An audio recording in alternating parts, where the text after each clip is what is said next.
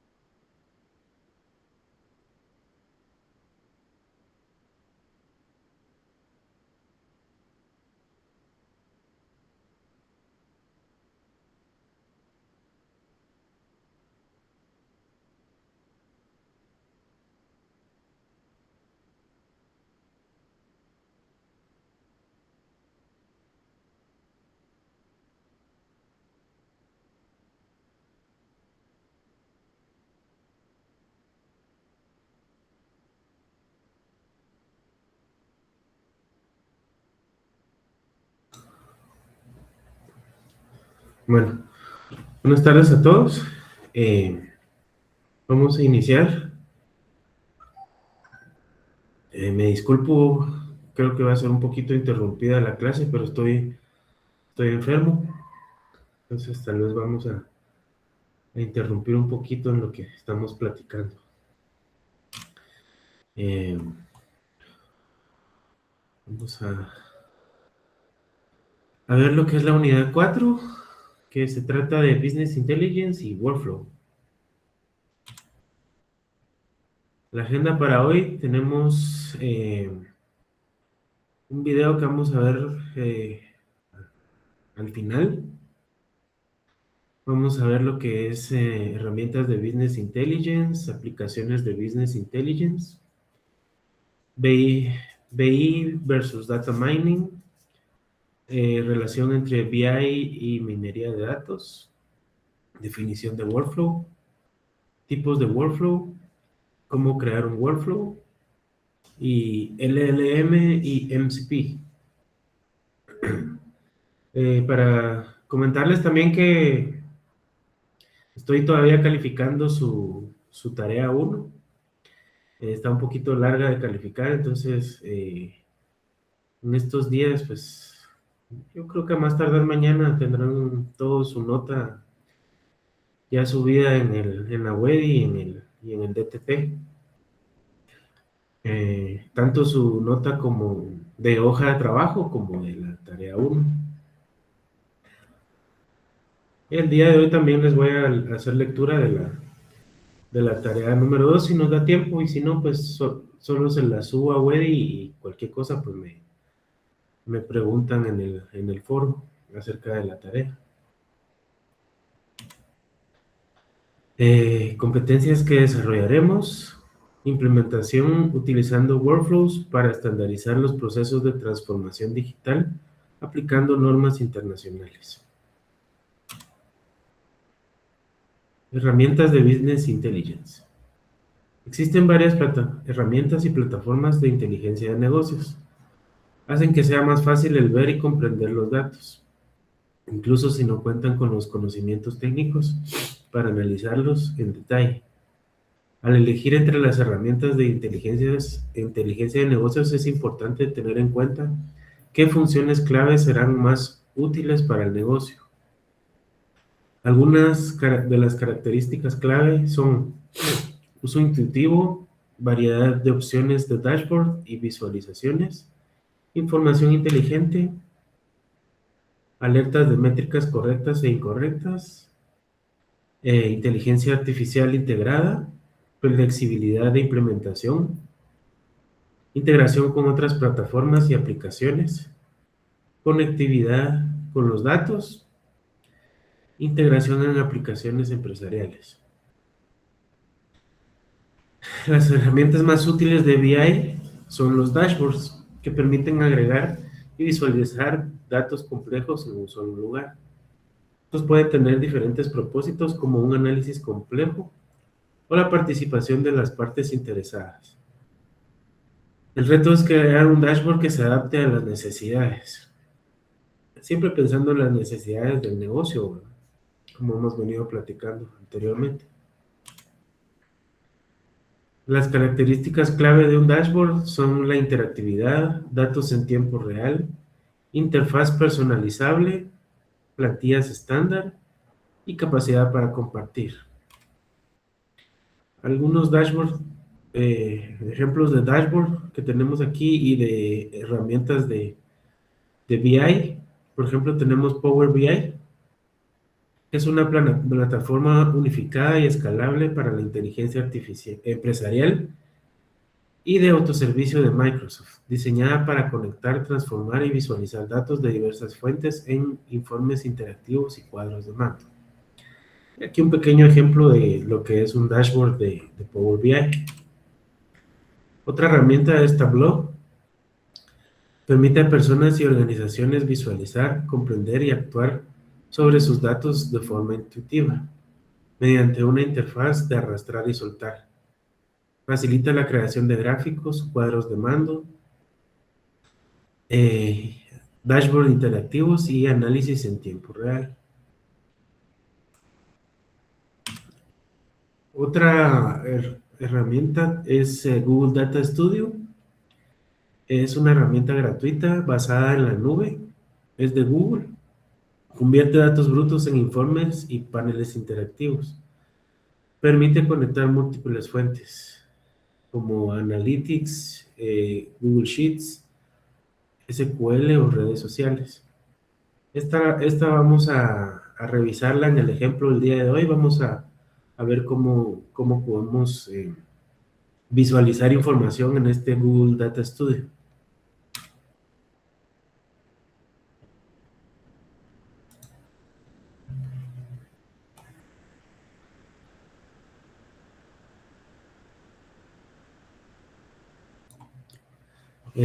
Tenemos SAP Business Objects, suite centralizada de inteligencia empresarial de SAP que transforma datos en informes, visualizaciones y cuadros de mando interactivos.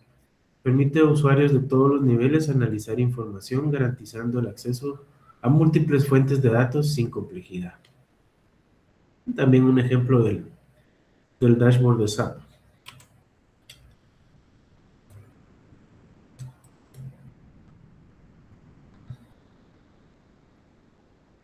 Permítame un momento.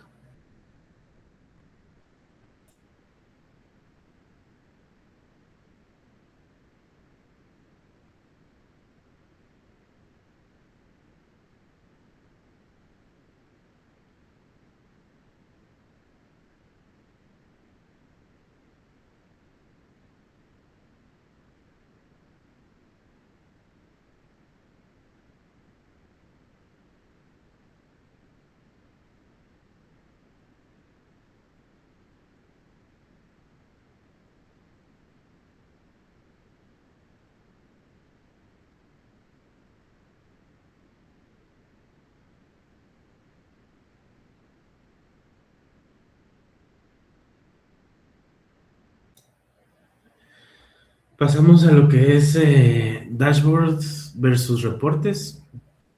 Los dashboards ofrecen una vista consolidada en tiempo real de indicadores clave, KPIs, para decisiones rápidas, mientras que los reportes proporcionan análisis detallados, históricos y con filtros profundos para entender el porqué de los datos. Vemos un cuadro aquí comparativo. El enfoque de los dashboards es monitorear y visualizar de forma rápida las métricas clave, mientras que un reporte es análisis detallado, causa y efecto y auditorías. En la parte de diseño, el dashboard está enfocado en la visualización en una pantalla, en una sola pantalla, de forma concisa. Los reportes, pues, es más exhaustivo y puede tener varias páginas y incluye tablas. Es más detallado, ¿verdad?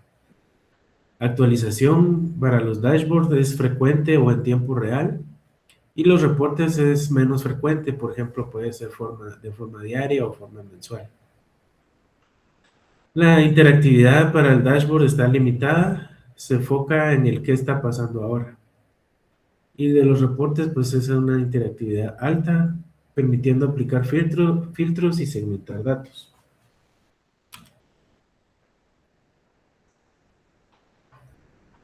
Aplicaciones de Business Intelligence. Algunas de las aplicaciones o uso prácticos más habituales que se le puedan dar a una herramienta de BI o inteligencia de negocios en una empresa son una mejor gestión en la facturación. Utilizando una herramienta de BI se puede observar de forma sencilla toda la información sobre facturas que no fueron pagadas, en curso o pendientes de emisión. De esta forma se pueden obtener datos de ingresos previsibles, posibles situaciones de falta de efectivo en caja, etc. Control de absentismo, abandono de labores. Se puede obtener al instante informes de evolución del absentismo, discriminando por periodos de tiempo, trabajadores, departamentos. Así poder determinar el motivo del aumento del absentismo como un mal liderazgo o falta de motivación. Esto es más que todo para empresas ya más grandes, ¿verdad? Donde el control de asistencia de los empleados pues ya puede ser un poco más complejo, ¿verdad? Por ejemplo, una planta de manufactura, por ejemplo. Un pequeño ejemplo de un dashboard. Eh, También les ayuda a las empresas para optimizar el inventario. Se pueden contar con informes actualizados en tiempo real de la situación del nivel de inventario del almacén por tipo de productos. También se puede conocer la evolución de las ventas para evitar posibles rupturas de stock, mermas y pérdidas de productos. Fidelización de los clientes.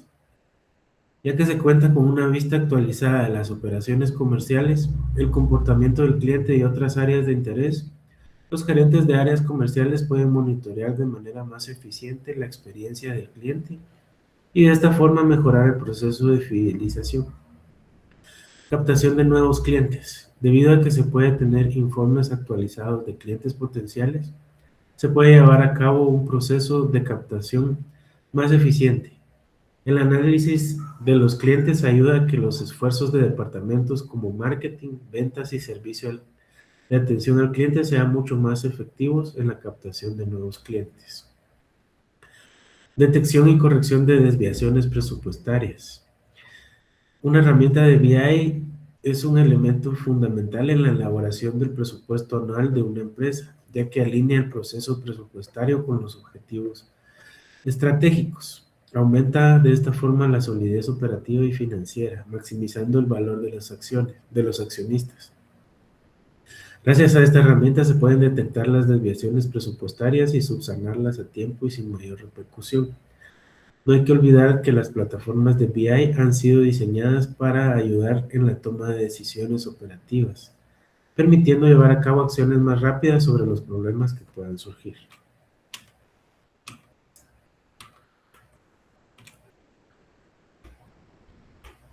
Una vez vistas las distintas aplicaciones de BI, se puede resumir que esta herramienta ayuda a distintas áreas de la empresa como ventas y marketing, finanzas, salud, retail, manufactura. Quería comentarles, por ejemplo, yo tuve la experiencia de poder visualizar un dashboard de facturación electrónica.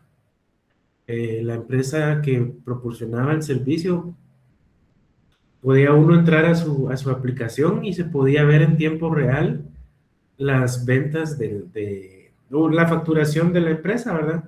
Y se podía ver, por ejemplo, cuántas facturas se habían emitido en el día, eh, qué, qué cantidad de dinero se había facturado. También podía visualizar las notas de crédito, notas de débito que se hayan hecho en el día. Y podía visualizar un histórico desde la fecha en que se empezó a utilizar el servicio de esa empresa, ¿verdad?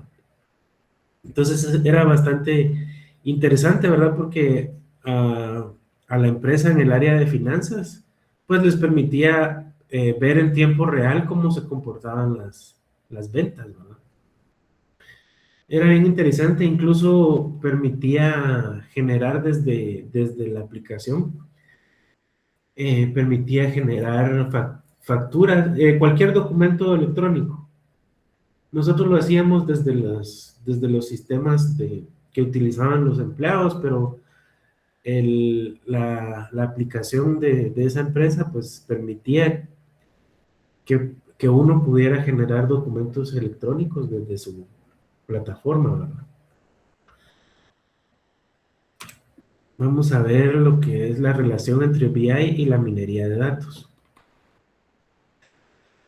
Business Intelligence y minería de datos son conceptos relacionados con el análisis de datos, pero tienen enfoques y objetivos distintos. BI utiliza datos históricos para guiar la toma de decisiones estratégicas, apoyándose en el Data Warehouse. Y el Data Mining es un descubrimiento automático de patrones para analizar la información. BI se enfoca en el qué pasó, mientras el Data Mining busca el por qué y predice el futuro. Aquí vamos a ver un cuadro comparativo de diferencias entre Business Intelligence y Data Mining.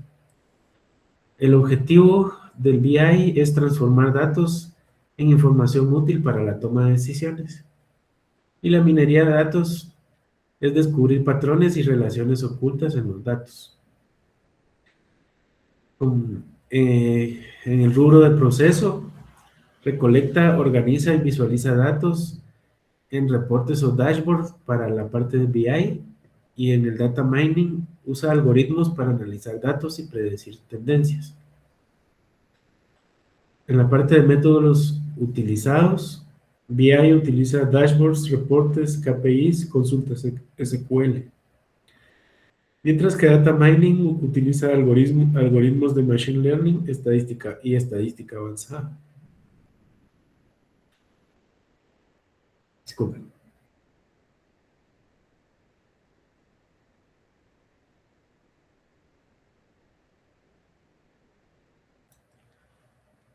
Para los tipos de análisis, para el BI utiliza un análisis descriptivo e histórico.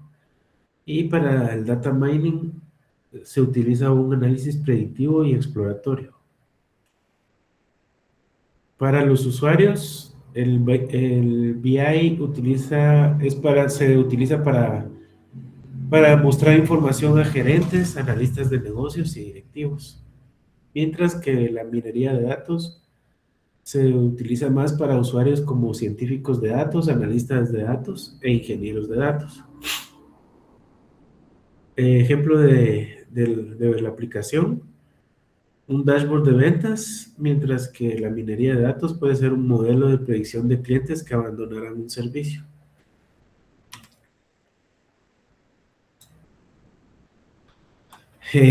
Vamos a pasar con lo que es los conceptos de workflow.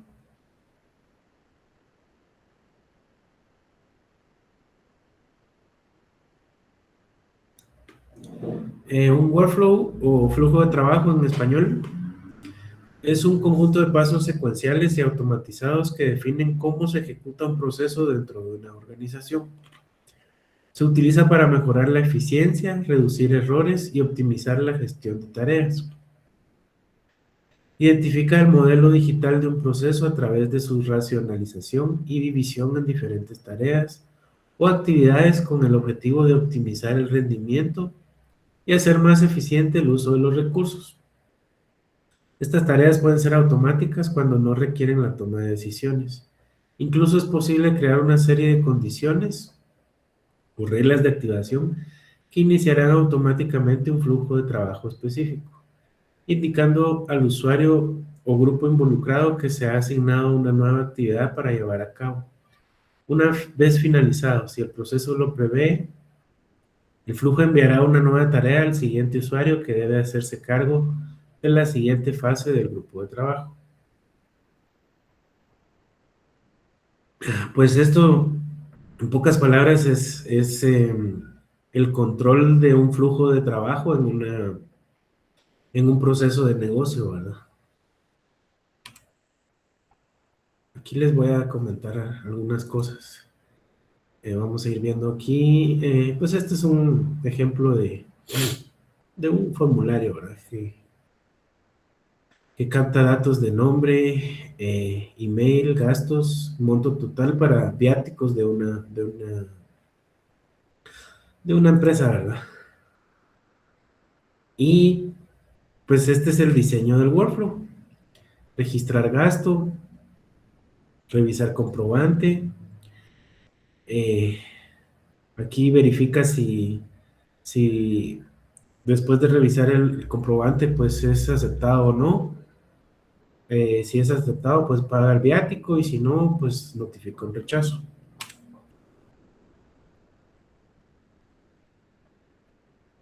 Esto es bien importante, ustedes. Yo, en mi trabajo, pues acabo de participar en la creación de un par de procesos de workflow. Sí, les puedo decir por experiencia propia que se ordena bastante, la creación del workflow ordena bastante el proceso.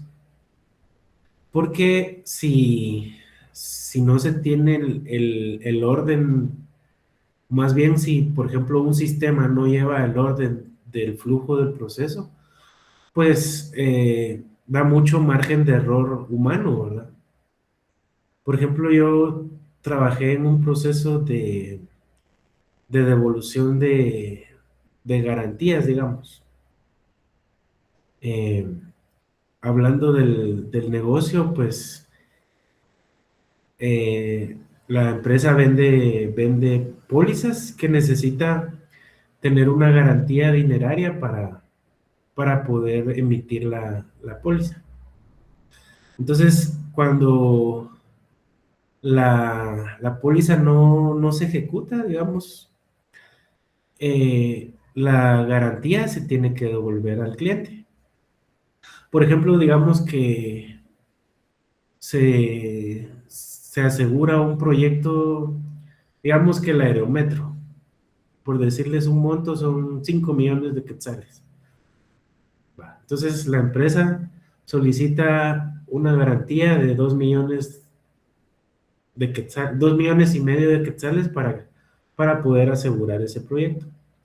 Entonces termina la construcción del aerometro, se inaugura y todo sale bien. Entonces esos 2 millones y medio que se dejaron en garantía se tienen que devolver.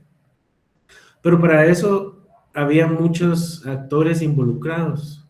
Estaba la encargada de llevar el proceso, estaba el área de finanzas, de contabilidad, estaba también un área de auditoría que verificaba las devoluciones, estaba el área de gerencia que las aprobaba, y hasta el final, pues ya todo aprobado, otra vez entraba el área de contabilidad porque se hacía un cálculo de intereses por la garantía y se emitía un cheque de devolución en conjunto con los intereses generados. Luego ese cheque pasaba a manos de la recepción de la empresa y ahí se esperaba a que el cliente llegara por su cheque. Entonces era un proceso donde se involucraban muchas áreas de negocio y era un proceso que estaba desordenado. Y la creación del workflow, pues vino a ordenar ese proceso, que se siguieran los pasos adecuados para concluir. Y además, se sabe en qué estado está cada devolución, ¿verdad? Porque parte de lo que es el workflow es saber en qué estado está el proceso. Vamos a ir viendo aquí con lo que tengo en pantalla. Tenemos actividades o tareas, actores o roles, eventos, reglas de negocio, conectores o transiciones, estados y la entrada y la salida del workflow, ¿verdad? Entonces, es bien importante porque eh, esto de los estados pues nos permite saber en qué punto del proceso está cierto caso o ticket, por decirlo así, porque se divide entre varios casos, ¿verdad? Por ejemplo, caso uno para el cliente A, caso 2 para el cliente B, caso 3 para el cliente C. Entonces esto es bien importante, ¿verdad? Lo que más o menos les estaba indicando está incluido aquí en pantalla. Eh, Es importante tener actividades o tareas, actores o roles, eventos, reglas de negocio, conectores o transiciones, estados y entradas y salidas. Por ejemplo, en el proceso que les describí, la entrada pues era una solicitud del cliente que solicitaba la devolución de su garantía. Y la entrada también era la creación, la captación de datos de ese cliente y cuánto era el monto que él requería que se le devolviera. Y la salida, pues ya es la entrega del cheque en el área de recepción al cliente, ¿verdad? Esa es la salida y la finalización del proceso. Aquí vamos a ver un poquito los tipos de workflow. Hay secuenciales, condicionales, paralelo, colaborativo y ad hoc.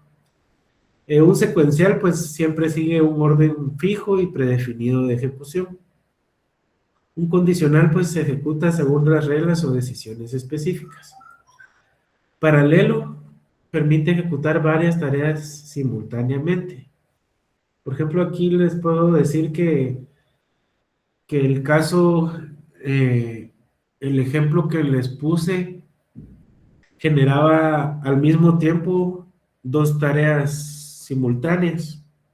Cuando iniciaba el proceso, la primera tarea era para el área de contabilidad, eh, generar el cálculo de intereses que generó el tener la garantía en el poder de la empresa, ¿verdad? Y al mismo tiempo se creaba una actividad que era crear la devolución en el sistema de esa póliza, ¿verdad? Entonces eran dos procesos en paralelo. Vamos a ver vamos a pasar a ver cómo crear un workflow. Entonces, nos debemos responder tres grandes preguntas. ¿Quiénes? Responder esta pregunta nos permite identificar a los participantes, sean humanos o sistemas, que completan las diferentes tareas de un workflow. Para el caso otra vez que les puse, los actores eran humanos y era el sistema también, porque había una parte del workflow que, por ejemplo, según las solicitudes que se hicieron, había un paso del cálculo del impuesto, del ISR, porque como se generaba una factura por los intereses generados, entonces necesitaba hacer un cálculo del ISR para esa factura. Pero el compañero que hacía ese paso, pues entre todas las actividades que realizaban en el día a día, él solicitó que solo se le asignaran las tareas los días lunes y miércoles a las 8 de la mañana. Entonces ahí entraba como actor el sistema, ¿verdad? Porque el sistema hacía ese cálculo de verificar en qué, si el estado siguiente era ese cálculo de ISR, entonces él verificaba la fecha y hora, por ejemplo, lunes a las 8 de la mañana, y agarraba todos los casos que estuvieran en el estado anterior y los asignaba automáticamente al, al compañero, ¿verdad? Que tenía que hacer el cálculo. Entonces ahí también entraba como actor el sistema, ¿verdad? Esa pregunta de quiénes es bien importante hacerla. Es bien importante hacerla porque a veces ni siquiera ellos mismos saben quiénes son los actores, ¿verdad? Entonces hay que estar ayudándoles un poco a definir el proceso, ¿verdad? Otra pregunta es, ¿qué hacen? Esta pregunta nos obliga a identificar todas las tareas que son relevantes para la consecución del objetivo de negocio. Y otra pregunta es, ¿sobre qué información? Esta última interrogante nos ayuda a definir los datos relevantes que los participantes necesitan para completar sus tareas.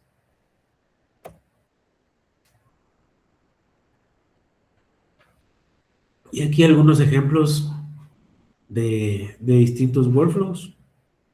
Por ejemplo, el primero dice gestión de la oferta. Eh, Dice, un único workflow guía desde la solicitud de presupuesto introducida a través del portal hasta la colaboración de los departamentos técnico y comercial, pasando por la carga del presupuesto. Permítame un momento.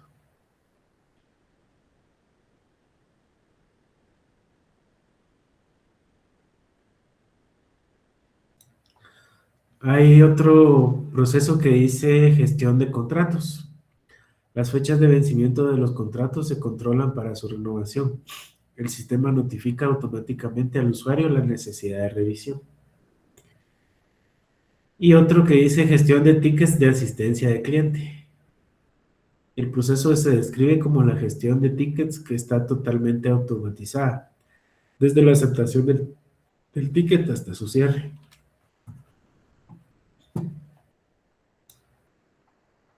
Aquí tenemos otro, por ejemplo, procesos de administración, una gestión de envío de facturas. La factura electrónica generada por el sistema de gestión se controla automáticamente y es transmitida. A continuación, se reciben las notificaciones y según su tipología inicia procesos automáticos específicos.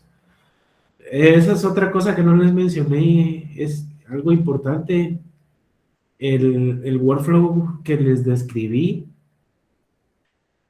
notificaba por correo electrónico cuando se hacía una asignación de caso. Por ejemplo, para el, para el caso de la asignación masiva que les comenté, que se hacía los lunes y los miércoles a las 8 de la mañana, el mismo proceso notificaba por correo electrónico la asignación de esos casos. Entonces, al compañero le llegaba el correo a las 8 de la mañana. Se asignaron, por ejemplo, 50 casos del workflow, ¿verdad? Por favor, revisar su bandeja de, de entrada o su bandeja de casos, ¿verdad? Para que él fuera verificando. Y ya en el sistema, pues ya le indicaba cuáles eran los que se habían asignado en ese día, ¿verdad?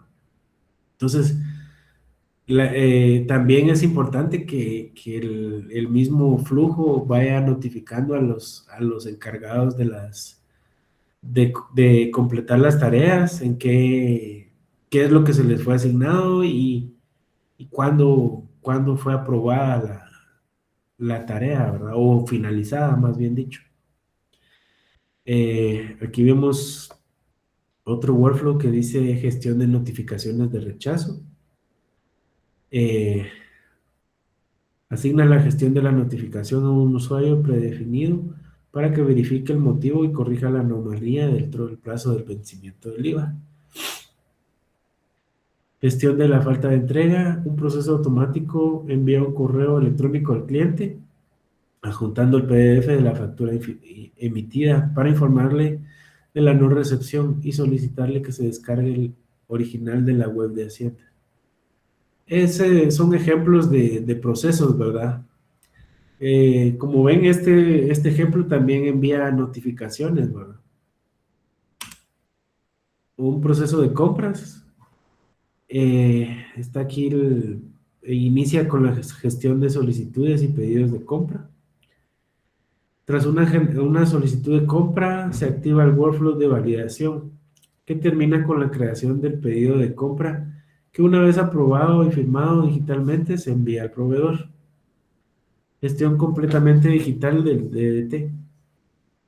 El DDT, producido por el sistema informático, ya no se imprime y se entrega al mensajero, sino que se pone a disposición del proveedor y del destinatario en formato digital, a través de una tableta o enlace. El DDT para este ejemplo es como el documento electrónico, del documento tributario electrónico. Y por último, pues pago de la factura del proveedor. El proveedor introduce la factura a través del portal web. El sistema, tras la conciliación de orden de compra de factura, inicia el workflow de aprobación y pago de la factura. Estos ejemplos, pues aquí lo que estamos viendo, algo interesante es que un workflow, la salida de un proceso de workflow puede ser la entrada de otro proceso diferente, como se ve aquí, ¿verdad? Es interesante, ¿verdad? Porque cómo funciona el ecosistema, porque puede ser, como les digo, la salida de uno puede ser la entrada de otro, ¿verdad? O por ejemplo, para el tema de recursos humanos, inicia con la gestión del proceso de contratación.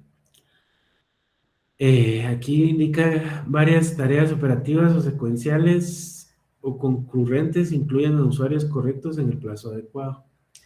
Desde la solicitud de contratación y la preparación de documentación hasta la redacción de contratos. Después se genera un expediente del empleado. Incluye pues el historial de trabajo, documentación pertinente.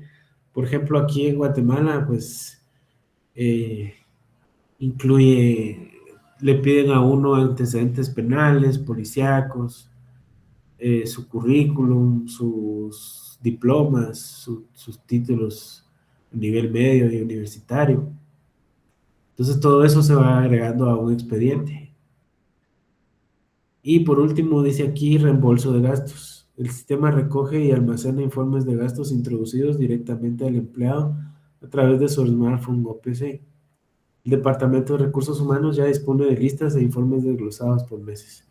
Es un ejemplo de otro proceso, ¿verdad?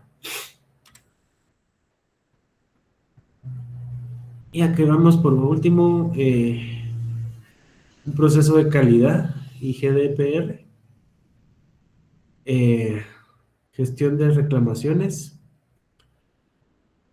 guía al usuario en todas las etapas de la gestión de reclamaciones, registro de la reclamación, clasificación, cierre de expediente y comunicación al cliente, gestión de la no conformidad.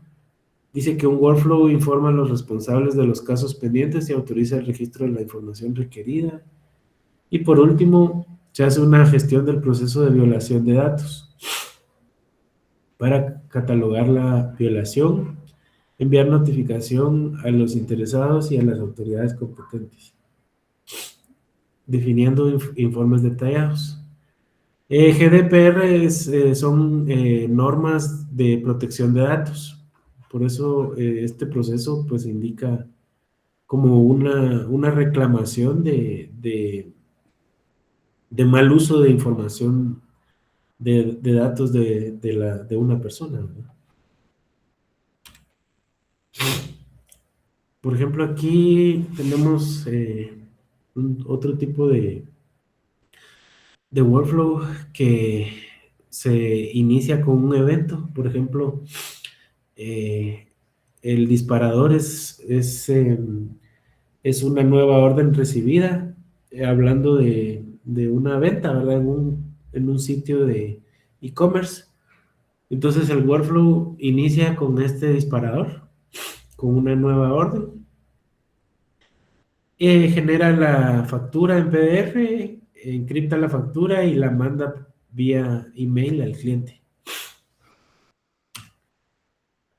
Otro tipo de workflow, por ejemplo, eh, se inicia con una fecha, ¿verdad? Es lo que yo les mencionaba, por ejemplo, el ejemplo que les puse, que los días lunes y miércoles a las 8 de la mañana realiza una acción el workflow, ¿verdad?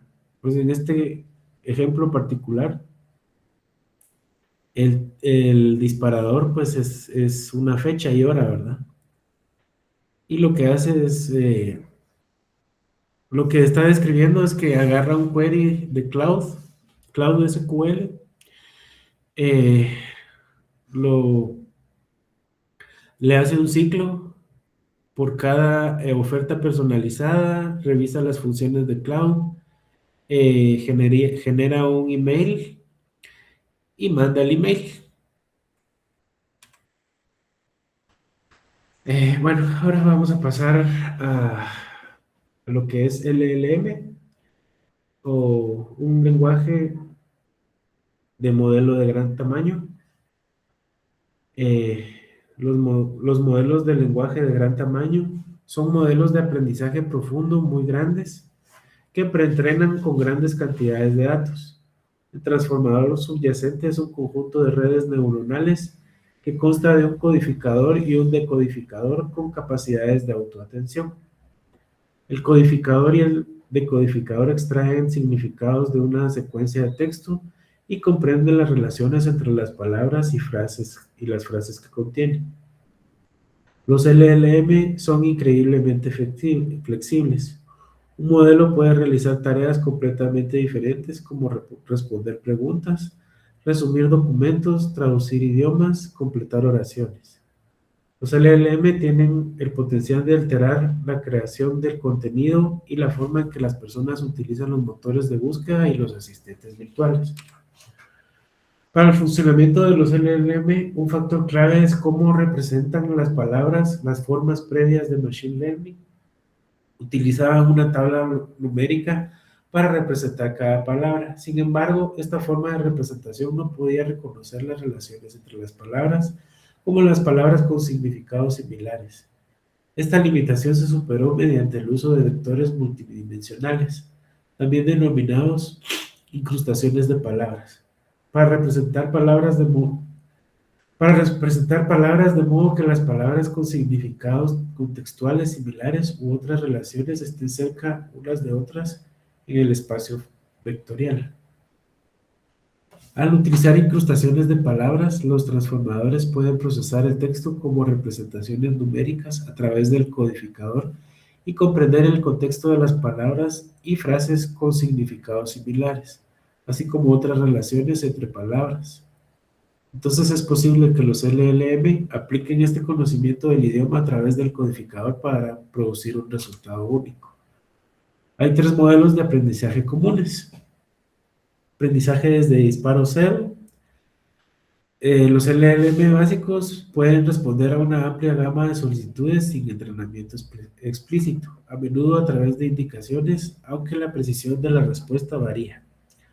Aprendizaje de pocos disparos. A proporcionar algunos ejemplos de entrenamientos relevantes, el rendimiento del modelo fundacional mejora de manera significativa en esa área específica. Ajuste fino. Se trata de una extensión del aprendizaje de pocos disparos en la que los científicos de datos entrenan un modelo fundacional para ajustar sus parámetros con datos adicionales relevantes para la aplicación específica.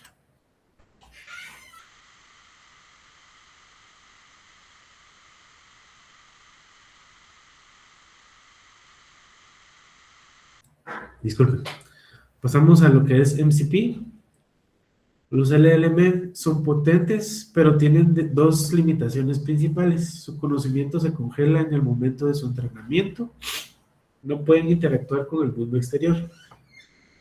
Significa que no pueden acceder a datos en tiempo real ni realizar acciones como reservar una reunión o actualizar un registro de cliente. El protocolo de contexto del modelo, que es lo que estamos viendo, MCP, es un estándar abierto diseñado para resolver este problema. Presentado por Anthropic en noviembre de 2024, MCP proporciona un lenguaje seguro y estandarizado para que los LLM se comuniquen con datos, aplicaciones y servicios externos. Actúa como un puente, lo que permite que la IA vaya más allá del conocimiento estático y se convierta en un agente dinámico que pueda recuperar información actual y tomar medidas, lo que lo hace más precisa, útil y automatizada. En esencia, estandariza como una inteligencia artificial puede solicitar información o acciones a otro software, en lugar de crear una integración personalizada para cada aplicación. Los desarrolladores pueden usar MCP como un lenguaje común entre la IA y dichos sistemas. Y aquí tenemos un pequeño diagrama, ¿verdad? Cómo es antes de MCP y después de MCP. Y se utiliza para la comunicación entre programas y entre algunas aplicaciones y el LLM. MCP sigue una arquitectura cliente-servidor. Servidor MCP expone datos y acciones de forma estructurada. Pueden ser como archivos de Google Drive o tickets de Jira. Cliente MCP, utilizado por el modelo de inteligencia artificial para comunicarse con servidores y realizar tareas. Aplicación host, la aplicación real que utilizas, por ejemplo, el chat de cloud, un IDE o un panel interno. Fuente de datos locales, los archivos, bases de datos y servicios de su computadora, a los que los servidores MCP pueden acceder de forma segura. y servidores remotos, que son sistemas externos disponibles a través de Internet por medio de APIs a los que los servidores MCP pueden conectarse. Y aquí un pequeño diagrama de la arquitectura del MCP. El uso de JSON RPC por parte de MCP crea una conversación en tiempo real entre la IA y el servidor. La IA puede formular preguntas y el servidor puede responder o incluso iniciar actualizaciones. Esta conexión continua mantiene la IA informada, lo que le permite estar al tanto de lo que sucede. También significa que puede realizar tareas de varios pasos como buscar un documento, resumirlo o crear una tarea de seguimiento. MCP ofrece tres funciones principales: recursos, herramientas y prompts. Recursos son piezas de información de solo lectura que la IA puede extraer y utilizar, como lo son archivos, registros de bases de datos, correos electrónicos o notas.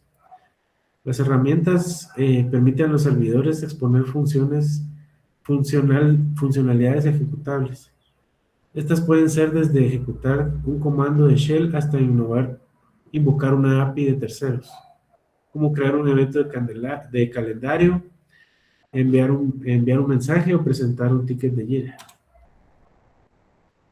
Las instrucciones o prompts son instrucciones que en MCP son plantillas predefinidas que guían a la IA a través de tareas específicas como incorporar un nuevo empleado, configurar un informe de ventas o escribir un registro de cambios a partir de las confirmaciones recientes.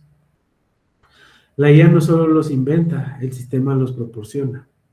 El usuario puede activar uno y la IA sigue el flujo.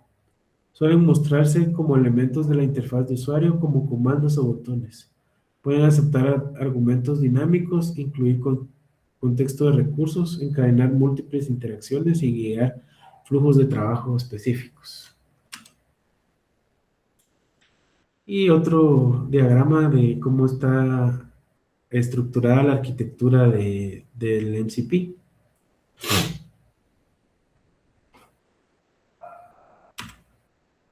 Bueno, vamos a pasar al video que les había comentado. Tiene que ver con esto de MCP. Se los voy a colocar en un momento.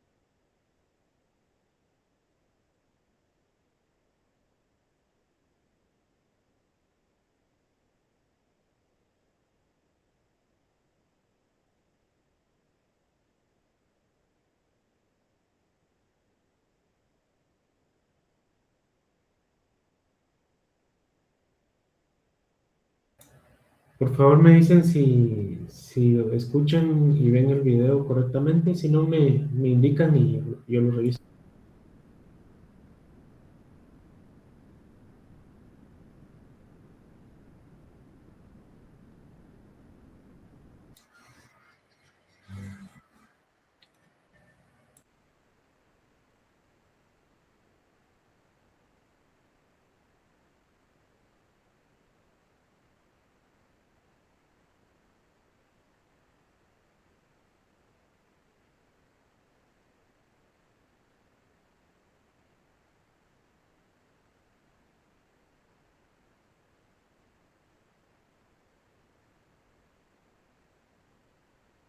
Si no se oye, me dicen, por favor.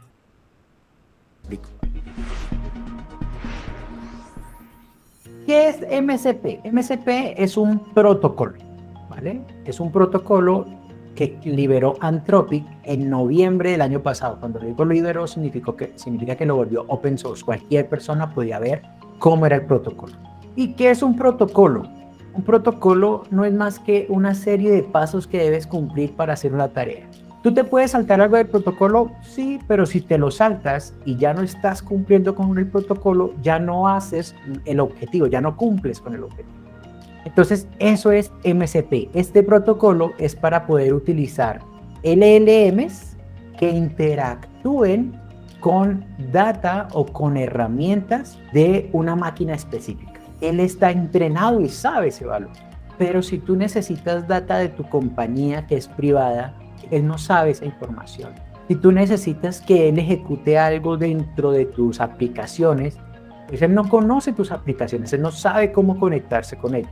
Entonces, Anthropic creó este protocolo para que los LLM puedan conectarse con herramientas propias, específicas de nuestras empresas, de nuestros hogares. Con estas herramientas ya tú puedes potenciar tus aplicaciones, porque estás utilizando los LLM para que conozcan tus aplicaciones, para que puedan extraer datos de tus aplicaciones. Entonces ese protocolo nos sirve para eso.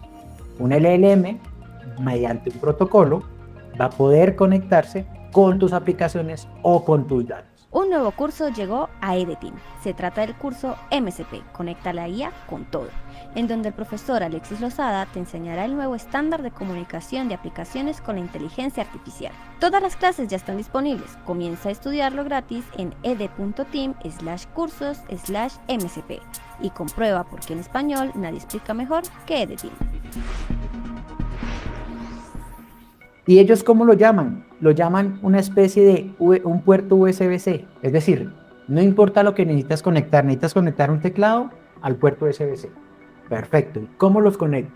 Tengo que crear un servidor que cumpla con el protocolo para que el LM le haga peticiones y esas peticiones las ejecuten en la aplicación que yo bajé, lo que sea. Entonces, sí o sí vamos a tener que crear programitas. Y hoy vamos a crear uno desde cero. Listo, ¿cómo funciona esto del protocolo MCP? Miren, aquí tenemos los hosts. Los hosts son en las máquinas que van a tener los clientes, que van a consumir la información. En esos hosts, nosotros tenemos clientes como Cloud, IDEs, Cursor, Visual, Windsor, o herramientas creadas por nosotros. Nosotros podemos crear nuestros propios clientes. Entonces, este host voy a instalar Cloud o voy a instalar Cursor para que ejecuten algo. Entonces, ¿qué pasa? Por medio del protocolo nos podemos conectar a servidores que saben hacer algo en específico. Entonces, tengo un servidor que sabe conectarse a la base de datos, tengo un servidor que sabe conectarse a Notion, tengo un servidor que sabe conectarse a Drive y que sabe hacer las cosas que tiene que hacer. Entonces, yo por medio de este host y por medio de los clientes, le voy a decir al LLM, óyeme, inserta un registro en la base de datos con esta información. Entonces el LLM va a interpretar qué es lo que necesita ejecutar y dice, mire, hay un servidor que sirve para insertar registros en la base de datos. Entonces voy a utilizar ese servidor.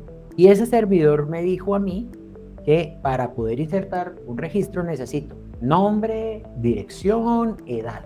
Y son obligatorios. Entonces, durante la conversación con el LLM, si de pronto me faltó la edad, el LLM me va a decir, oye, necesito la edad porque si no, no puedo insertar nada. Entonces, le paso los datos completos, él ya lo interpreta y dice, listo, señor servidor aquí están los datos completos para ejecutar la función de insertar. Él hará lo que tiene que hacer y cuando termine le dice, oiga, ya lo hice. O el resultado de lo que me pediste hacer es este. Y él se lo devuelve por el mismo protocolo y ya el LLM va a tomar ese resultado y pues lo va a interpretar y se lo va a mostrar al usuario como él cree que es lo correcto para mostrarse. Entonces tenemos los hosts que se conectan por medio del protocolo al servidor, el servidor le responde y el servidor sabe exactamente qué tiene que hacer. Si conectarse a una base de datos local o ejecutar algún proceso o consultar algo en internet, él sabe qué hacer. Entonces, nosotros, para tenerlo súper claro, podemos crear clientes y podemos crear servidores. Los dos los podemos crear sin problema. Lo más común es crear servidores. El problema de los MCP en este momento es que son stateful. Necesito tener una conexión permanente con el servidor. No es como las API REST. En los API REST el cliente le hace una petición para que el protocolo funcione, él se conecta con el servidor le responde que se puede conectar y los dos mantienen una conexión abierta y está bidireccional. Necesario, debatible, pero así es el protocolo. Entonces es bastante complejo hacerlo desde el celular, incluso hacerlo vía serverless, porque los serverless, como su nombre lo indican, son efímeros, en cualquier momento se apagan. Entonces, por eso va a ser un problema. Para.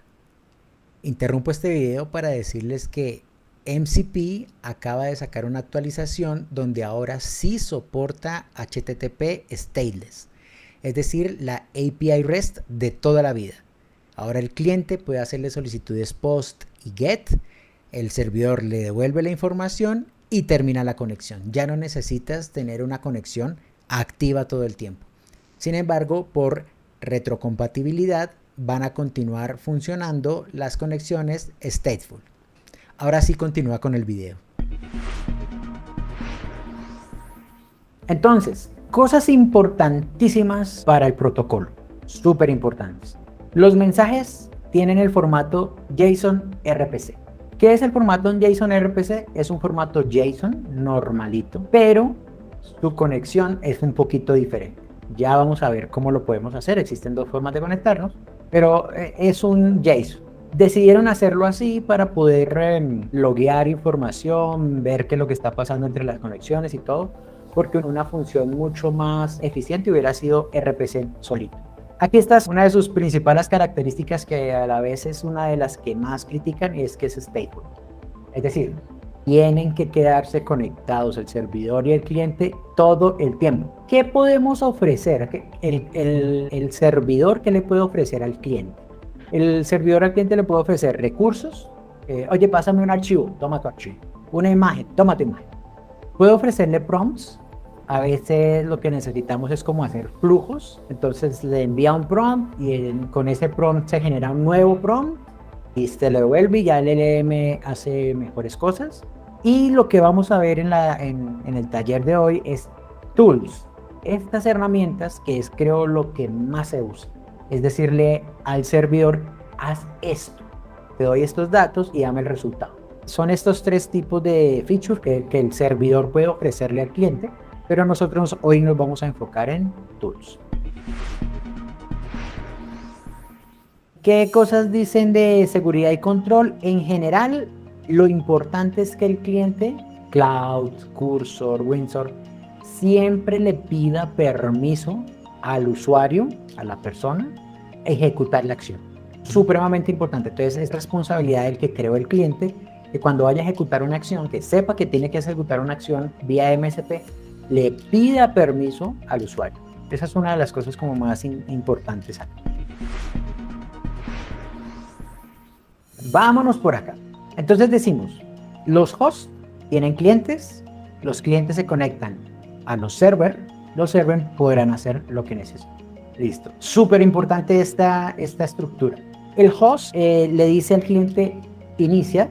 Cuando el cliente inicia, lo primero que hace es solicitarle una sesión al servidor. Hoy le digo, óyeme, ¿podemos iniciar sesión? Y el servidor le dice, sí, podemos iniciar sesión y estas son mis capacidades, lo que puedo hacer. Recuerden, resources, prompt y tools. Entonces, en esa respuesta te va a decir, no tengo resources, no tengo prompts, pero tengo estas tools. Y en esas tools tengo la tool de sumar dos números y los argumentos de esa tool es el número A y el número B. Entonces el cliente ya lo guarda y dice, ya sé qué es lo que necesita. Una vez se ha inicializado, lo que hace es que el usuario le dice al cliente, necesito que me sumes dos números. Entonces él dice, yo sé que tengo una tool que puedo llamar para sumar dos números. Y sé que necesito el número A y el número B. Entonces el usuario le diría, por favor ayúdame a sumar el número 8 y el número 9. Entonces él dice, ok, señor, le hago una petición a la tool. o a los recursos, pero en este caso sería la tuya. Él hace lo que tiene que hacer, 8 más 9, 17. Le dice, mira, esta es la respuesta de ese proceso. Ok, chévere. Pero si el servidor llegara a necesitar información, muestreo, entonces el servidor le hace una petición al cliente, el cliente le pide esa información al usuario, el usuario lo responderá o no, ya eso es decisión ahí de la IA, y esa respuesta se la envía al servidor. Entonces ya el servidor puede tener esa información de muestreo para procesar. Y por último hay algo llamado notificaciones, donde el servidor le puede mandar notificaciones de, óyeme, actualicé una herramienta, se cambió, ya no necesita 2 parámetros sino 3. Entonces se pueden hacer esas comunicaciones. Por eso lo diseñaron stable.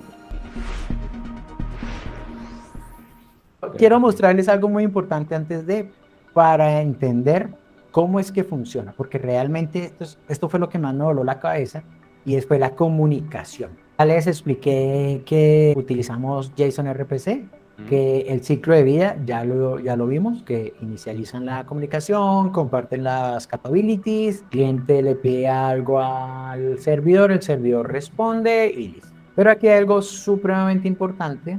Esta parte ya son la API de cómo debe el cliente hacer el request y cómo el servidor debe responder. Entonces esto es un estándar, se tiene que cumplir, ¿vale? Tienen que echarse la miradita aquí en spec.modelcontextprotocol.io y venir a mirar cuáles son los objetos que tendrían que crear para las requests, para las respuestas y todo. Esto es lo último que quiero ver antes de ir al código. Transports. ¿Cómo puedo yo comunicar un cliente con un servidor? Hay dos formas. La primera y más utilizada, es con lo que se está comunicando todas las que están utilizando hoy en día, es STD-IO, que es Standard Output. Y la otra es por HTTP. Puedes comunicar con un cliente, con un servidor HTTP, pero tienes que utilizar server-side error. Es supremamente importante que lo tengamos en cuenta, porque todos los MCP que vamos a estar usando en nuestras máquinas, bueno, no todos, pero sí la gran mayoría van a utilizar I/O. Entonces, lo que hace es que el cliente crea el proceso, o sea, ejecuta el servidor. El cliente tiene que saber ejecutar el servidor. No es que el servidor esté corriendo por allá porque alguien le dio /hola mundo y está corriendo, no. El cliente ejecuta, él arranca y ahí crean la conexión. Y comienzan a intercambiar la información. Entonces, por std-in, el cliente le envía la información y por std-out, el servidor le responde. Bien, muchachos, entonces, decíamos, Standard Input Output. Si yo hago acá un LL, esto es el Standard Output.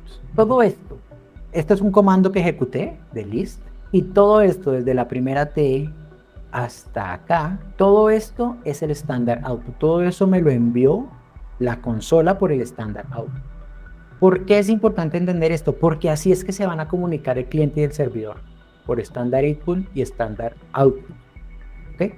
Entonces, por ejemplo, si yo hiciera algo como tal vez un hola mundo a un archivo llamado hola.txt, si yo hago un cat a hola.txt, me muestra que tengo un hola mundo, bueno, y un espacio aquí arriba. Ojo con los espacios, supremamente importante, te puede hacer sufrir muchísimo. Esta es la respuesta del estándar output. El estándar input, en este caso, fue esto de acá, ¿vale?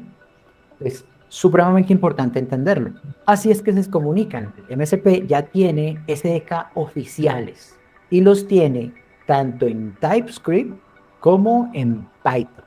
Estos SDK ya te hacen esa conexión, te crean un servidor que están escuchando el estándar input y responden por el estándar output. Todo esto ya está listo. Tú lo que haces es bajarte el SDK y crear tus propios servidores. Yo lo que voy a hacer hoy es mostrarte todo desde cero. Yo lo creé en Go, no hay SDK para Go. Entonces escribí todo un servidor desde cero que funciona, que sirve como MSP, y vamos a verlo. Pero antes de escribir la herramienta, quiero mostrarles algo que de verdad está funcionando.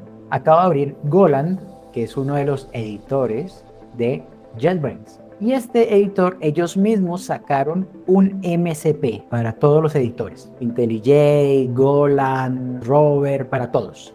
Yo ya lo configuré Es simplemente instalarlo como un plugin. Ahora voy a abrir Cloud. Vamos a abrir Cloud. Perfecto. Ojo con esto. Bueno, los que han estado atentos a la explicación de Alexis, la primera parte, ¿por qué Alexis tiene que abrir la aplicación de Cloud y no entrar a Cloud en Google Chrome? Mi máquina es el host, ¿vale? El host tiene clientes. En este caso el cliente es Cloud. Este es el cliente. Este cliente tendrá la posibilidad de conectarse con un LLM y con un servidor MCP. Golan, en este caso, tiene un plugin que actúa como servidor MCP, ¿ok? Entonces ahora lo que tengo que hacer es conectar este cliente, decirle, óyeme, conéctate al servidor que tiene acá. Entonces, este cliente, llamado Cloud, necesita dentro de su archivo cloud desktop config.json esta configuración donde le digo cuáles son los servidores MCP. En este caso tengo dos servidores, Postgres y JetBrains, ¿vale?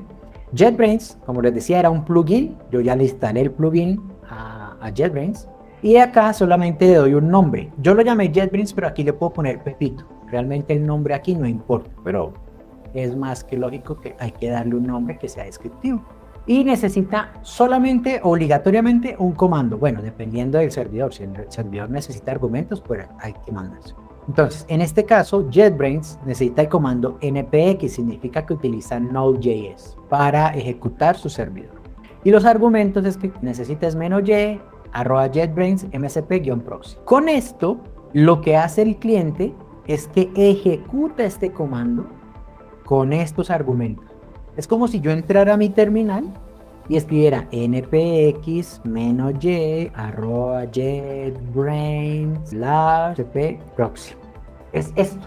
El cliente tiene que ejecutar los comandos que le estamos dando en este archivo, ¿vale?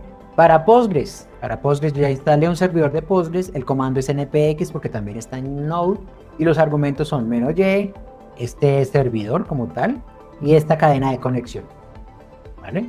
Perfecto. Entonces decimos JetBrains está corriendo, súper. Le vamos a pedir aquí algo, lo voy a decir. Entonces decimos, crea un archivo main.go, tenga una función que permita sumar dos números. Miren esto era lo que les decía. El cliente tiene que asegurarse de que el usuario conceda el permiso de ejecutar el archivo. Entonces acá le decimos sí. ¿El qué va a hacer? Va a crear un nuevo archivo que contiene este contenido, ¿vale? Y le digo, sí, te lo voy a permitir. Y miren, aquí ya me creó el archivo main y aquí me hace la explicación de qué fue lo que hizo. Entonces yo me voy aquí al archivo main, miren, número 1, número 2, resultados suman y tiene la función de suma. Entonces ya estoy utilizando Cloud para que ejecute, es como un agente, ejecutando cosas en mi máquina. Eso es lo que queremos lograr creando servidores MCP. Un nuevo curso llegó a EDTeam. Se trata del curso Desarrollo Multiplataforma con Kotlin, en donde el profesor Juan Ledesma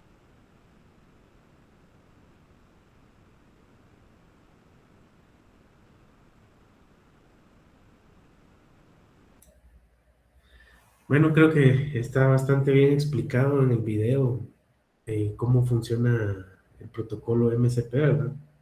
Bastante interesante. Vamos a pasar al punto final de la clase.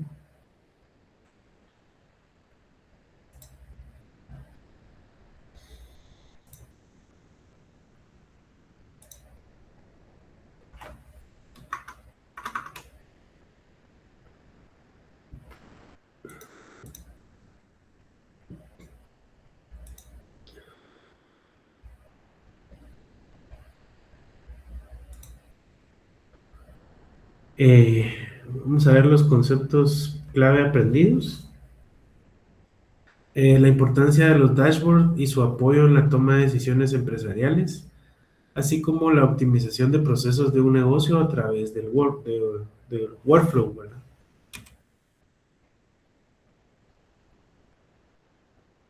Colaboración. Trabajar en conjunto con compañeros y equipos de diferentes áreas, compartiendo información y aportes que enriquezcan el uso de herramientas de BI y el diseño de workflows. algunas referencias utilizadas para la presentación. ¿Tienen alguna duda?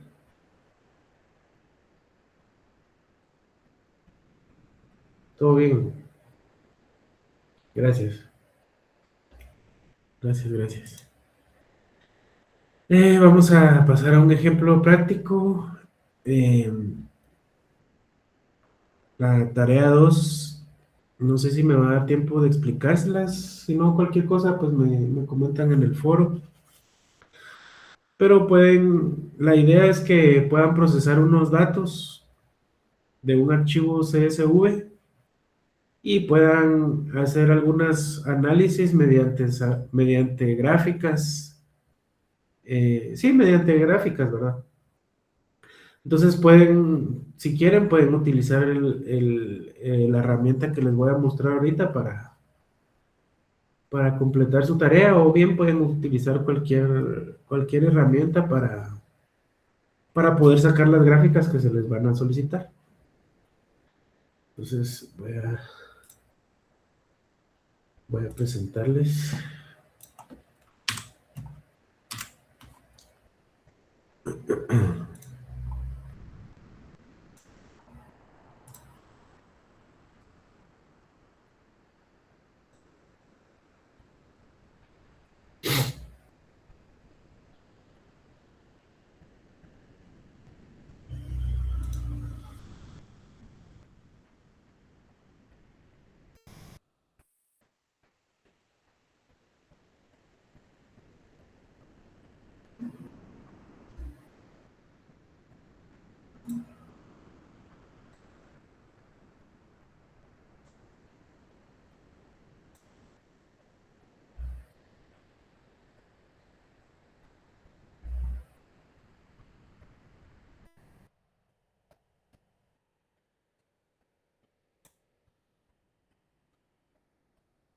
La herramienta es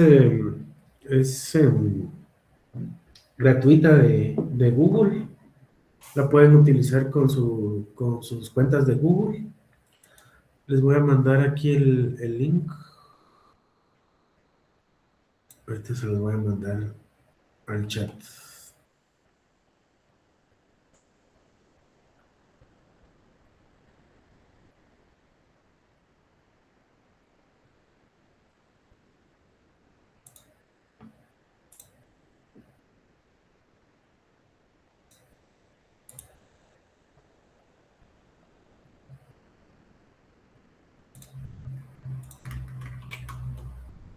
Está por si lo quieren utilizar para su tarea.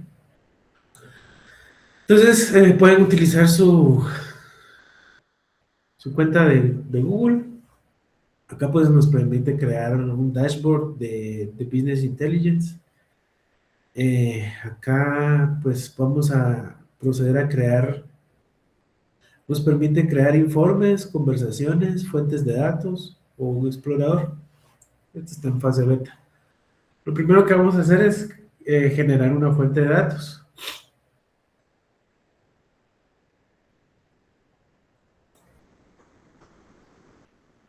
Entonces, podemos utilizar 24 conectores de Google para incrustarle datos a nuestro dashboard. Como pueden ver aquí, pues podemos usar Looker, Google Analytics, Google Ads, hojas de cálculo de la cuenta de Google, BigQuery, AppSheet, documentos de Excel, archivos CSV. En fin, hay bastantes opciones de dónde poderle incrustar datos, ¿verdad? Y miren, incluso se puede conectar con YouTube Analytics, por si quisieran tener un dashboard. Para los que pues, tienen algún canal de YouTube, ¿verdad? E incluso pueden generar datos con conectores partner, ¿verdad? Aquí son muchas más opciones. Según esto, dice que tiene 1394 opciones para crear datos, ¿verdad? Y miren, tiene un montón de formas para incrustarle datos acá. Entonces, incluso HubSpot es una herramienta que vimos en otra clase como ejemplo, que es un CRM, ¿verdad? Puede conectar el CRM de HubSpot para generarle pues su dashboard con datos en tiempo real, ¿verdad? Está bien interesante esta herramienta de Google. Pues para mostrarles más o menos cómo funciona, yo tengo un archivo en Excel. Vamos a agregar un archivo en Excel.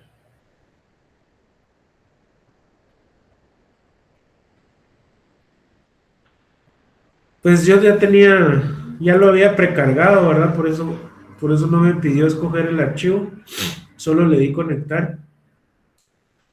La verdad es que tengo aquí datos random, ¿verdad? Que son datos de ventas de productos, ¿verdad? Tiene la fecha de la orden, el producto, la cantidad, la región, el vendedor, el total de la venta y el precio unitario. Entonces, eso es lo que tiene el archivo en Excel. Como les digo, no me lo pidió porque yo ya lo había agregado, ya lo había precargado. Entonces, pueden tener esa opción de cargar algún archivo en Excel. Entonces, vamos a ver acá, por ejemplo, la vista previa de los datos. Y aquí podemos ver, por ejemplo, dice, selecciona algunas dimensiones o métricas para generar una vista previa. Entonces, por ejemplo, puedo seleccionar, digamos, la fecha de la compra, el producto, qué cantidad y el total de la venta. Entonces, aquí, por ejemplo, podemos ver los datos en tiempo real. Actualizamos la vista previa. Y aquí me indican los valores que tiene el archivo, ¿verdad? Los valores que tiene el archivo. Como les decía, pues son valores random que yo generé para el ejemplo. Y acá, pues, si se pueden dar cuenta, son bastantes. Son 100 datos, ¿verdad? No es que sean datos. Acá mismo, pues, puedo generar un informe. Vamos a cambiar de pestaña.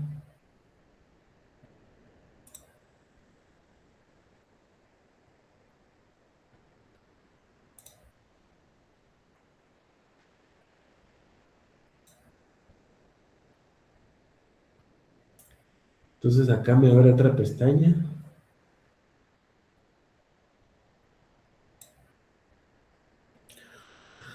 Y acá pues ya nos permite ir creando nuestro dashboard según lo que nosotros querramos, ¿verdad? Por ejemplo, para decirles algo, pues podemos añadir gráficos, que era lo que les indicaba que pueden utilizar para su tarea. Por ejemplo, aquí podemos ver un diagrama circular, por ejemplo, un gráfico circular. Ya no lo genera acá. Vamos a hacer un poquito más grande. Acá pues tiene el gráfico, fue generado con los productos, pero si yo puedo decirle, por ejemplo, el total de ventas, digamos, lo puedo jalar y me lo va a actualizar. Entonces, acá, por ejemplo, me dice que la laptop tiene un total de ventas del 18.2%, el smartphone tiene un 17%, otro tipo de productos es lo que más se vende, es el 32.1%. Y acá, pues, es tan simple como jalar Por ejemplo, aquí si le pongo la cantidad, me cambia el gráfico, ¿verdad? Aquí ya detalla por producto. Por ejemplo, una revista tiene el 14.3% de las ventas. La parte de otros tiene el 34.3%, son 156 artículos vendidos. Por ejemplo, este pequeñito que sale aquí dice lámpara, son 18 ventas. Traje de baño, 18 ventas. En fin, vamos a ver otro tipo de gráfico para que ustedes vayan viendo. Por ejemplo, podemos tener un gráfico de líneas, por ejemplo.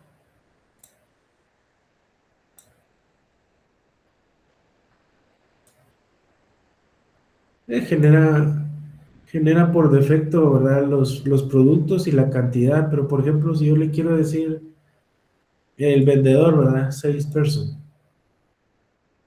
Aquí me detectó un error. Espérame. Vamos a probar con otro. Vamos a probar con otro.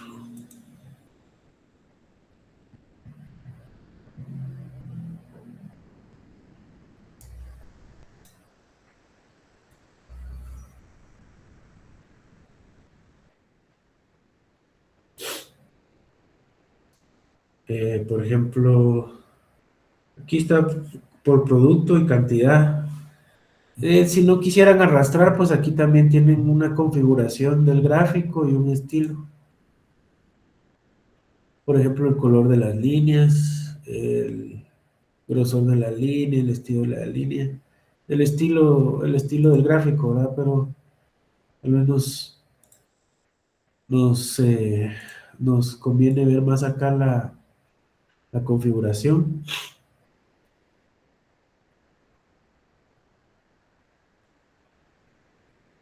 Por ejemplo, aquí dice que eh,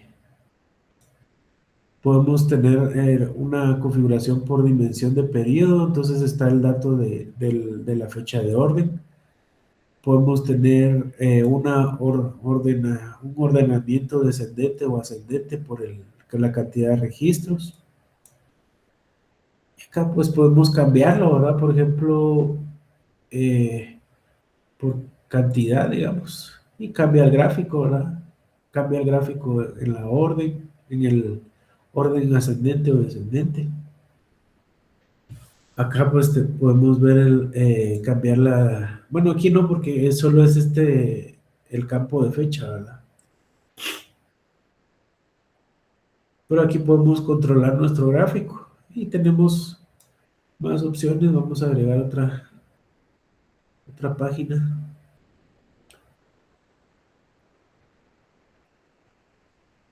Vamos a agregar otra página aquí.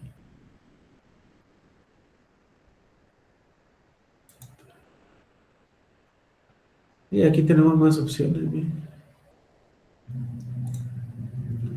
No sé si me deja agregar otra página. Creo que ya no me deja. Vamos a borrar esto. Por ejemplo, ¿qué más podemos ver? Un gráfico de barras. Siempre me genera datos por defecto, ¿verdad? Pero por ejemplo, yo le puedo agregar aquí el vendedor. Vamos a ver si aquí no falla. Entonces aquí como, no sé si alcanzan a ver, ya me dicen los nombres de los vendedores, ¿verdad? Ana, Luis, María, Carlos, Sofía, por ejemplo, ¿verdad? Y si yo le quiero agregar el total de ventas por vendedor, pues ya me va cambiando el gráfico, ¿verdad? Ana, aquí ya lo categorizó eh, lo dividió por vendedor y lo categorizó por el tipo de producto, ¿verdad? Por ejemplo, electrónicos, de hogar, ropa, libros. y deportes. Permítanme un momento.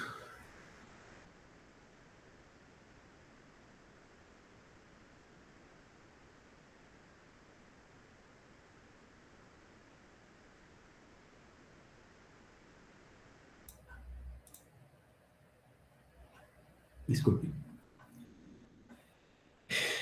Y pues aquí pueden agregar más cosas, ¿verdad? Por ejemplo, esta parte de visualizaciones comunitarias. Pueden compartir el dashboard, ¿verdad? Pueden invitar a usuarios. Tiene las funciones de Google, ¿verdad?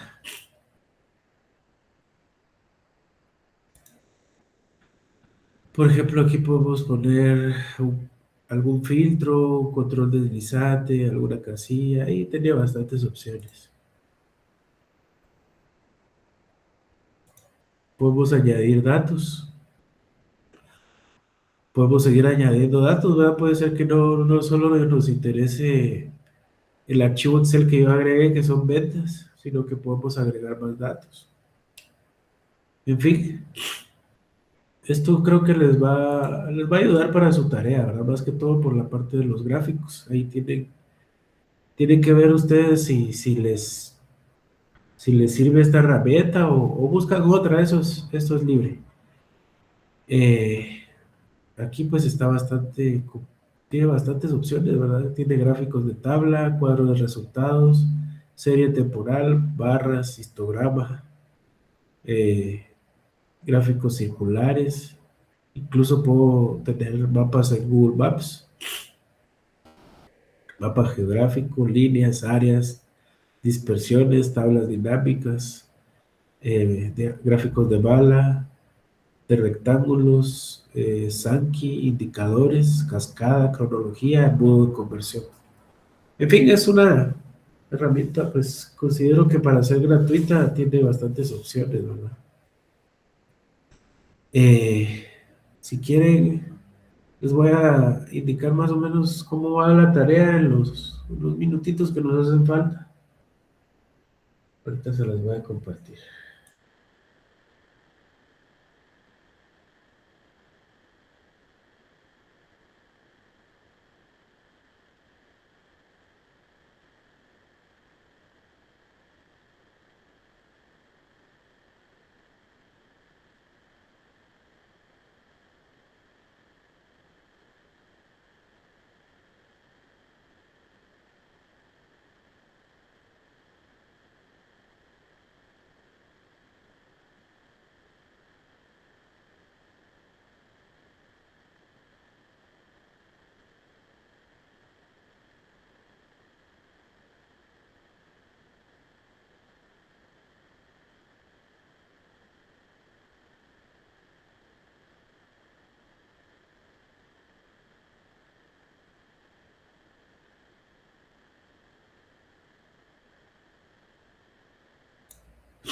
Gracias Giovanni.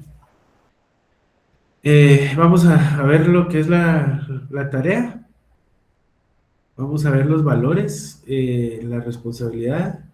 El estudiante deberá procesar y analizar datos de manera ordenada y ética, asegurando la validez y consistencia de la información utilizada para la toma de decisiones. Y vamos a ver lo que es el valor del pensamiento analítico. El estudiante deberá procesar y analizar los datos de manera ordenada y ética, asegurando la validez y consistencia de la información utilizada para la toma de decisiones. Competencias generales: analiza información organizacional mediante técnicas de preparación, procesamiento y visualización de datos para apoyar la toma de decisiones estratégicas. Competencia específica: implementa procesos de limpieza, carga, análisis y visualización de datos utilizando herramientas de análisis y bases de datos relacionales. Entonces aquí les defino un poco de material de apoyo. ¿Qué es lo que tienen que hacer? Se le entregará un archivo en CSV que contiene información de cliente de un banco. Con esta información requiere que se realice extraer la información del archivo CSV, eliminar registros con valores faltantes, duplicados, edades inválidas, validar y corregir los tipos de datos de cada columna, mostrar evidencia mediante imágenes de tablas utilizadas, tipos de datos, cargas de información, cargar los datos en una base de datos SQL, puede ser local o en la nube, indicar la herramienta utilizada. Análisis exploratorio. Podemos utilizar, por ejemplo, un programa en Python, un programa sencillo en Python para cargar los datos, que haga esta eliminación de registros faltantes, duplicados, verificar las edades inválidas. Eso lo puede hacer el programita en Python. Necesitamos calcular algunas estadísticas como la media, la mediana y la moda para las variables del género femenino y el género masculino, y generar las visualizaciones para una gráfica. Vamos a generar algunos diagramas con esta información que se cargó, y vamos a hacer una gráfica de distribución de otros ingresos por género femenino y una gráfica de distribución de otros ingresos por género masculino, y un top 20 de personas con mayor edad. Análisis de tendencias. Todo esto lo tienen que poner evidencia en un archivo PDF. El estudiante debe identificar personas con mayores y menores ingresos, identificar personas por edad y cantidad de hijos, segmentación de clientes. Deberá agrupar clientes por cuentas de ahorro, cuentas corrientes, préstamos. Hacer un análisis solicitado. Hacer un diagrama de préstamos por género, diagrama de personas con cuenta de ahorro por género, diagrama de cantidad de personas casadas y con cuenta corriente por género, diagrama de otros ingresos por rango de edad, hacer una comparación, comparar el comportamiento entre géneros y analizar las diferencias relevantes. Formato de entrega, archivo PDF, está el nombre del formato del archivo. Incluir nombre y carnet, el desarrollo de los 4 puntos solicitados, evidencias visuales y las conclusiones. Cada punto debe incluir una conclusión mínima de 20 líneas. El trabajo es individual y se permite utilizar herramientas de análisis de datos y visualización. Y la rúbrica de calificación, ¿verdad? Que es importante que la lean, porque con base a esta rúbrica, pues yo les pongo sus puntos. Entonces, yo se las voy a subir en la tarea a la web. Siempre léanla bien. Yo creo que voy a quitar la parte de la carga de datos de SQL, la voy a dejar opcional, para que ustedes puedan utilizar cualquier herramienta que consideren apropiada para sacar sus gráficas. Por ejemplo, en el caso de usar la herramienta de Google que les mostré, pues tal vez su archivo en Python, su programa en Python, pues solo tenga que eliminar los datos incorrectos y volver a generar el CSV, ¿verdad? Y con eso, pues puedan ya generar las gráficas necesarias en el apartado de Google. Entonces, voy a hacerle un pequeño cambio ahí. Y pues cualquier duda me pueden escribir al foro. Se las voy a dejar para el otro viernes. Les voy a dejar unos días más. Yo creo que no está complicada. No está complicada para que la suban el viernes. Entonces, eso sería todo, compañeros. No sé si alguien tiene alguna duda o quisiera comentar algo al respecto. Podemos tener unos minutitos más antes de que inicie el ingeniero su clase. Si no, pues eso sería todo y los veríamos pues la siguiente semana. Esperen su nota en Weddy y en DTT, yo les avisaré cuando ya estén ingresadas esas notas que tenemos pendientes. Muchas gracias por las confirmaciones y seguimos en contacto. Feliz noche.